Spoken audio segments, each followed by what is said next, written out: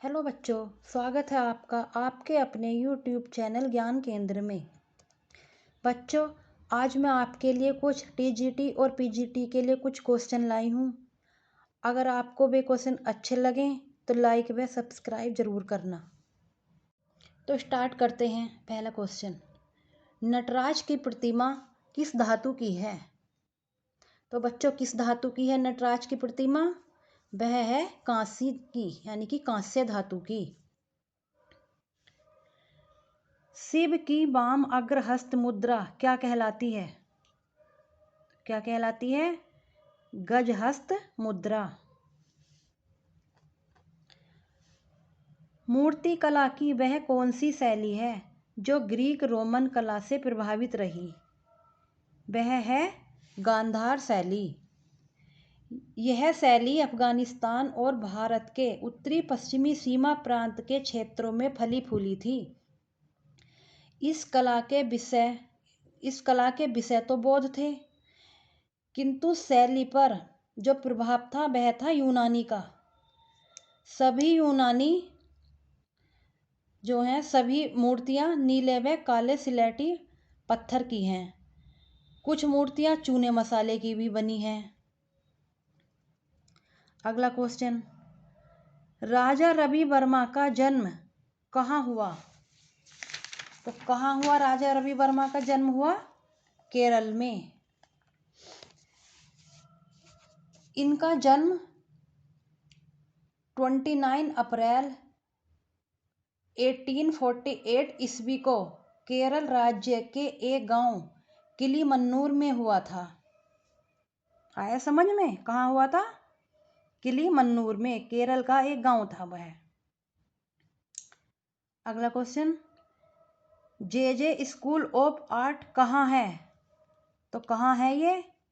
ये है मुंबई में। यह कला महाविद्यालय Elphinstone institute of art and industry में विलियम जेरी द्वारा सन 1857 ईस्वी में प्रारंभ किया गया। 1878 ईस्वी में वर्तमान स्थान पर स्थानांतरित कर इसका नाम sir J school of art कर दिया गया। 1890 ईस्वी में यह कला विद्यालय मुंबई सरकार के अधीन हो गया। कंदारिया महादेव का मंदिर कहाँ है? तो यह है खजुराहो में। मध्य प्रदेश के छतरपुर जिले में स्थित है खजुराहो नामक स्थान पर आर्य शैली का कंदारिया महादेव का मंदिर निर्मित किया गया है।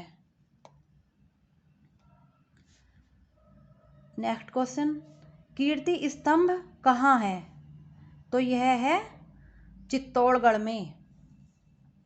इसके अलावा जय स्तंभ, पद्मनी महल, मीराबाई का मंदिर, काली माता का मंदिर, राणा कुंभा का महल आदि जो स्थान है, यह भी वहाँ के दर्शनीय स्थान है।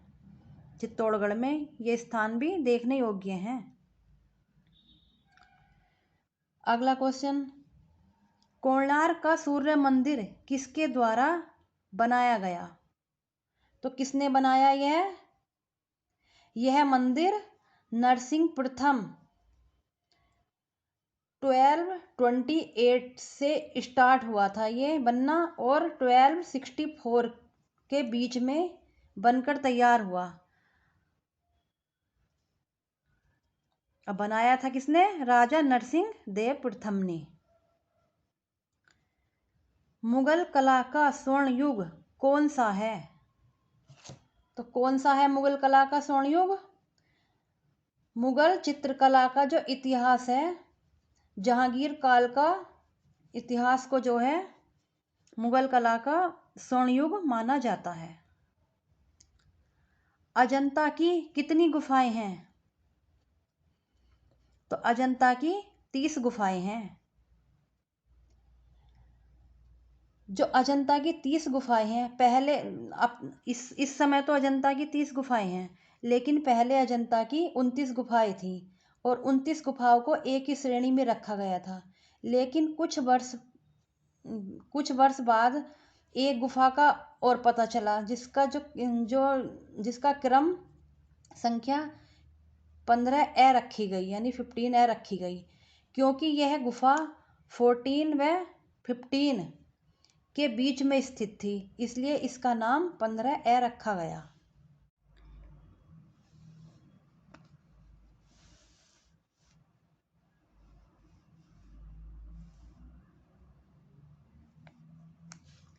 एलिफेंटा गुफा कहाँ है? तो एलिफेंटा गुफा महाराष्ट्र में है।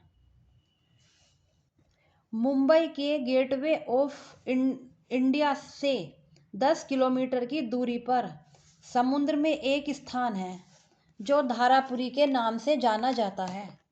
वह स्थान चारों ओर से समुद्र से घिरा है।